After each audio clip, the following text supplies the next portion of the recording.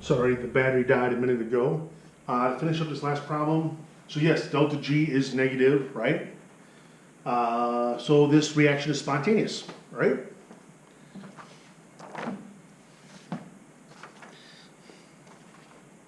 Let's take a look at another type of problem here.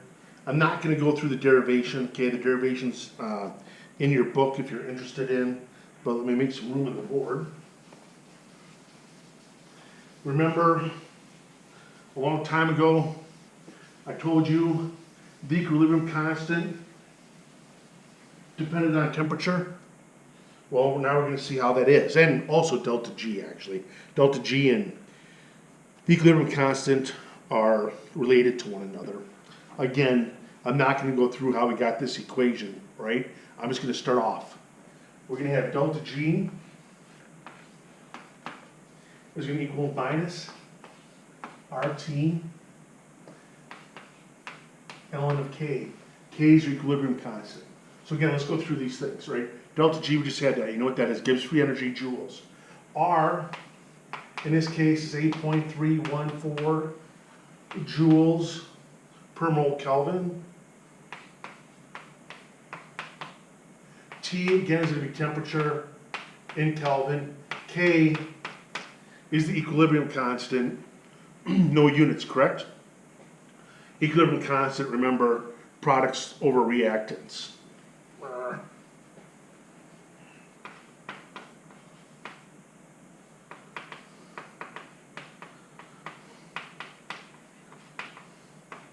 Sorry. Damn. Anyway, we're going to take this and we're going to solve for K, right? So you're going to divide through by negative RT both sides. That'll cancel, right? Well, I'll just write it out.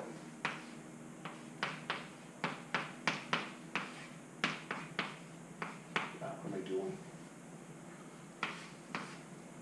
And it's going to flip it this way. Capital K.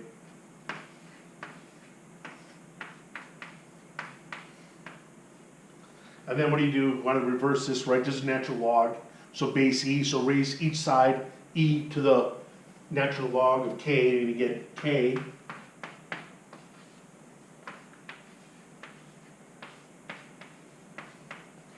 And we get K equilibrium constant equals E raised to the minus delta G. Sorry, there's a This is in a standard state, sorry. Forgot that little part. K equilibrium constant equals E raised to the minus delta G in a standard state divided by R divided by the temperature. So you can see now how the equilibrium constant does depend upon temperature in a long way about, which I told you that a long time ago. We saw it in another equation also. But anyway, so this is one way to get K, right? Let's take a look at an example.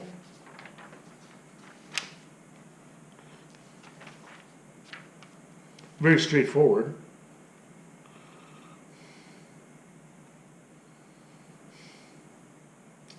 Let's take a look at example 19.12.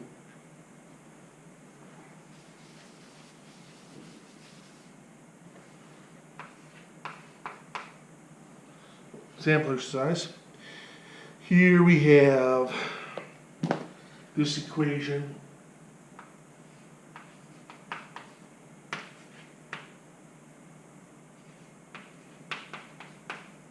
N2 gas plus 3H2 gas is going to go reversibly to 2 NH3 gas. Delta G for this reaction is negative 33.3 kilojoules per mole. Here's the delta G, can be in joules, or here we give it kilojoules per mole, right? And actually here it'll be kilojoules per mole, sorry. But anyway, so this is kilojoules, right? So that's gonna be times 10 to the 3, negative 33.3 times 10 to the 3 joules per mole. And now in this problem it asks for calculate the equilibrium constant. K is what we want to know. So simply plug it into that equation. That's it. E raised to the minus So there's a minus there, right? That's another minus. So you have minus 33.3 times 10 to the 3 joules per mole divided by our R, 8.314 joules divided by mole Kelvin times T, our temperature. The temperature's at 25 degrees Celsius, so 298.15 Kelvin. Plug all that in, right? Remember, minus minus, that's end up being a plus. And according to this, we get e to the, sorry, 13.4, which when you evaluate that, 7.0 times 10 to the 5 for your K equilibrium. Okay? Pretty straightforward, right? Nothing too difficult. And that's pretty much it for chapter 19.